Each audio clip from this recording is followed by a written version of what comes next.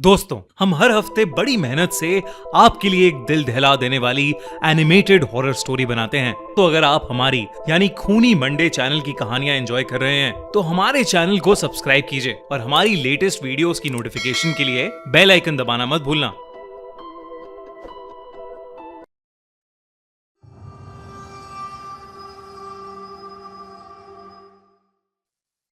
अजितेश कानपुर के गोविंद नगर में अपनी बीवी और 5 साल के बेटे के साथ रहता था। उसका एक छोटा सा कपड़े का गोडाउन था जिससे घर का खर्चा बस किसी तरह निकल जाता था, लेकिन उस पर एक बहुत बड़ा लोन था, एक ऐसा कर्ज जो खत्म होने का नाम ही नहीं ले रहा था। उसकी बीवी सुनीता दिन भर घर का काम करती थी और इन सब परेशानियों के चलते उन दोनों के बीच बात कम होती थी और खामोशी ज्यादा। अजितेश का बड़ा भाई सुरेश लखनऊ में एक बहुत अमीर बिजनेसमैन था। बड़ा घर, बड़ी गाड़ी और हर बार जब भी वो मिलने आता एक तसल्ली भरी नजर से अजितेश को देखता और कहता, कोई बात नहीं, सब ठीक हो जाएगा। अजितेश को सुरेश की इस बात को सुनकर हमेशा ऐसा लगता कि वो कोई बीमार हो जिसको ठीक होने में वक्त लगेगा। अजितेश हमेशा उस दिन का इंतजार कर रहा था जब वो भी ये बात सुरेश को कहने का मौका पाएगा। वो दिन आया तो जरूर, लेकिन जिस तरह से आया वो अजितेश ने कभी सोचा भी नहीं था। एक सर्दी की रात अजितेश के मोहल्ले में एक तांत्रिक आया। बूढ़ा, सफेद बाल, झुकी हुई कमर और उसके दोनों कंधों पर एक एक कौवा बैठा हुआ था। वो मोहल्ले की गलियों में चिल्लाता हुआ गूंज रहा था, अपनी फूटी किस्मत को बदलो, अगर अपनी फूटी किस्मत बदलनी है तो मेरे पास उसका उपाय है। और यही कहता हुआ वो उस मोहल्ले की एक गली से दूसरी गली में जा रहा था। हर जगह सर्दी की धुंध छाई हुई थी और उस धुंध में तांत्रिक और उसके 2 कौवों की छोटी सी आंखें चमक रही थीं। लोग अपने घर की खिड़कियों से झांक कर देख तो रहे थे, पर कोई उस तांत्रिक के पास नहीं गया। अजितेश भी उस तांत्रिक को दूर से देख रहा था, लेकिन कुछ देर में वो तांत्रिक वहां से चला गया। लेकिन उस रात अजितेश पूरी रात नहीं सो पाया। वो अपने टूटे हुए मकान और उससे भी बेकार जिंदगी के बारे में सोचता रहा। वो सोचता रहा कि क्या उसे उस तांत्रिक के पास जाना चाहिए। अगली सुबह बिना किसी से कुछ कहे अजितेश सीधा उस तांत्रिक को ढूंढते हुए उसके पास चला गया, इस उम्मीद में कि वो अपनी बुरी किस्मत किसी तरह बदल पाएगा। जैसे अजितेश ने सही टाइम पर किसी पंडित से बात करने का सोचा, वैसे ही मैंने भी।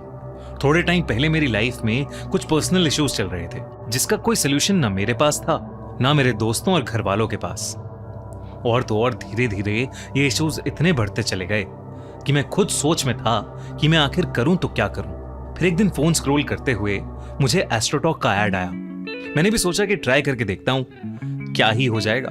मैंने वहां राजेश नाम के एस्ट्रोलॉजर से बात की।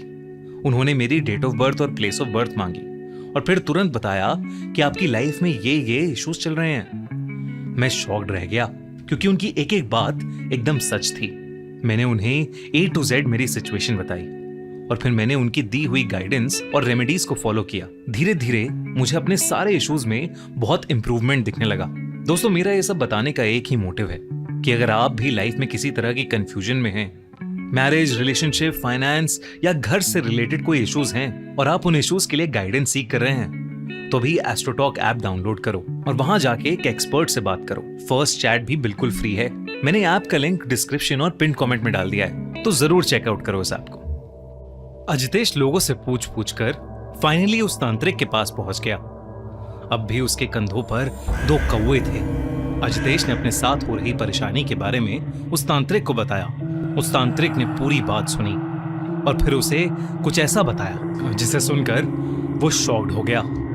उस तांत्रिक ने उसे बताया कि कौवे पितृलोक के दूत हैं, जिंदा और मुर्दा लोगों की दुनिया के बीच का दरवाजा, और अगर उन्हें काक तंत्र से सही ढंग से साधा जाए तो वो हर काम करते हैं जो इंसान के बस में नहीं होते।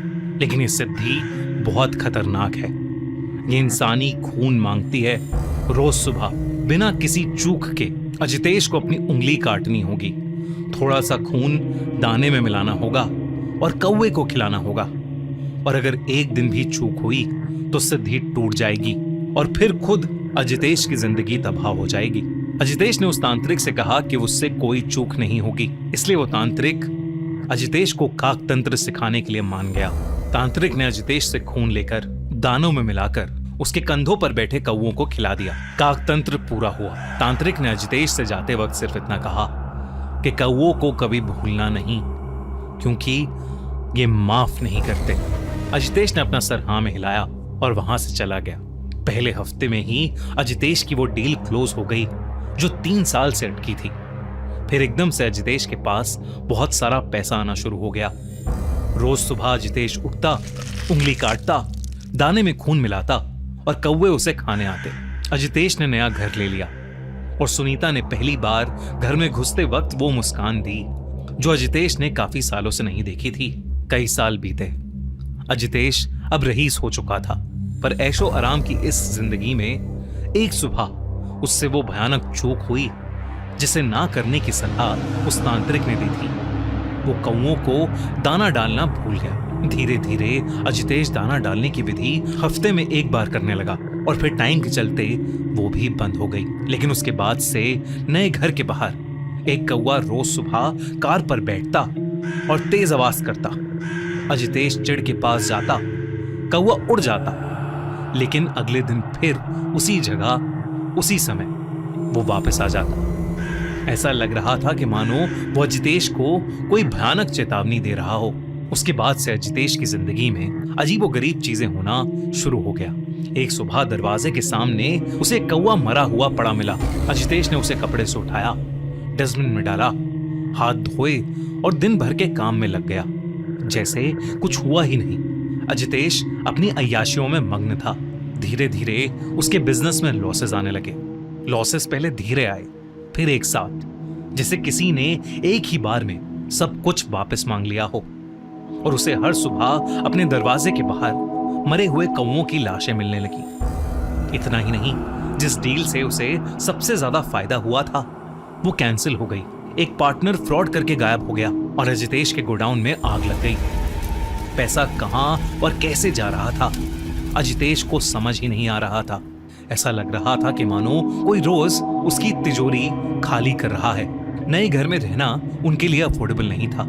और एक दिन अजितेश और सुनीता अपने बेटे के साथ चुपचाप अपना सामान उठाकर पुराने घर में वापस आ गए, बिना इस बारे में कोई भी बात किए। पुराने घर में आकर जब अजितेश ने पहली बार बाहर झांका तो उसकी सांसें रुक गईं। छत पर, दरवाजे पर, रेलिंग पर, पीपल की डाली पर जो घर से बिल्कुल सटी थी, हर जगह बस कौवे ही कौवे थे। चुप, बिल्कुल चुप, जो बिना हिले बिना उड़े एकटक सिर्फ घर को देखते रहते, जैसे वो जानते थे कि वो आएगा।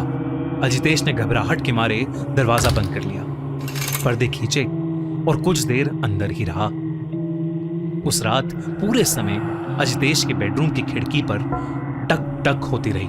एक कौवा बैठा उसकी खिड़की के कांच पर बार बार अपनी चोंच मार रहा था। अजितेश ने ध्यान से देखा तो उस कौवे की लाल आंखें रात के अंधेरे में चमक रही थीं और अजितेश को ही घूर कर देखे जा रही थीं। अजितेश ने अगली सुबह उठते ही अपनी उंगली पर एक कट लगाया और अपना खून दानों पर लगाकर कौवों के खाने के लिए रख दिया, लेकिन कोई भी कौवा नहीं आया। अजितेश का बड़ा बेटा, जो अब 15 साल का हो गया था, वो अब बहुत शांत रहने लगा था। वो किसी से कुछ नहीं बोलता था। कोई उससे ज्यादा पूछताछ करता तो वो उसके ऊपर गुर्रा देता। बस दिन रात वो अपनी कॉपी में काले कौवे बनाता रहता, इतना कि क्रेयॉन से उसके हाथ भी काले हो गए थे। एक रात कुछ ऐसा हुआ कि अजितेश बेहद डर गया। उसने शीशे में अपनी गर्दन पर निशान देखे, गहरे, काले, बिल्कुल चोंच के जैसे। लेकिन वो कब आए, कैसे आए, उसे कुछ समझ नहीं आ रहा था।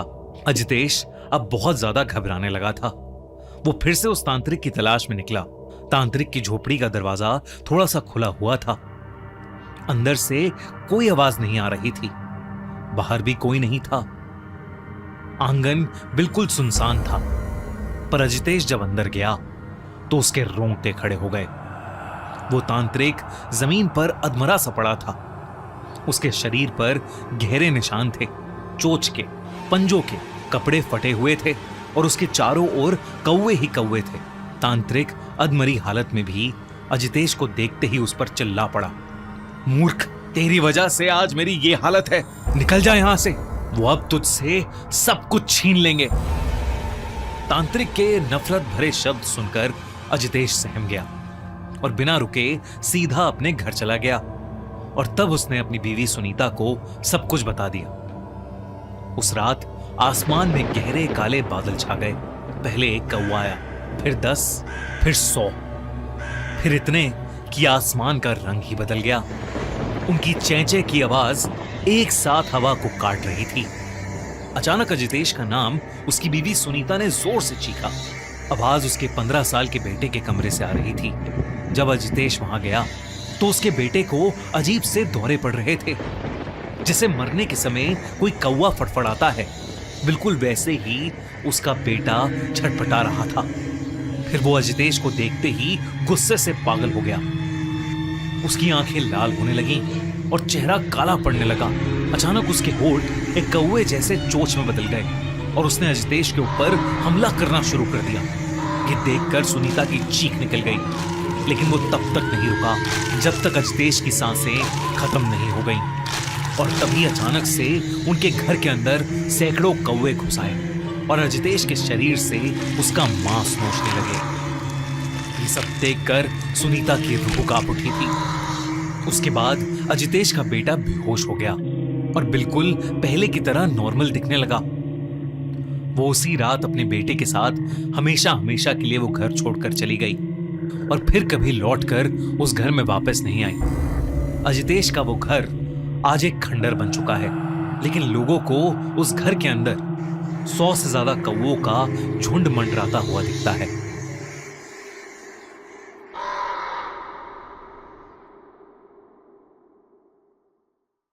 अगर आपको ये वीडियो अच्छी लगी तो हमारा चैनल खूनी मंडे सब्सक्राइब करना बिल्कुल मत भूलना।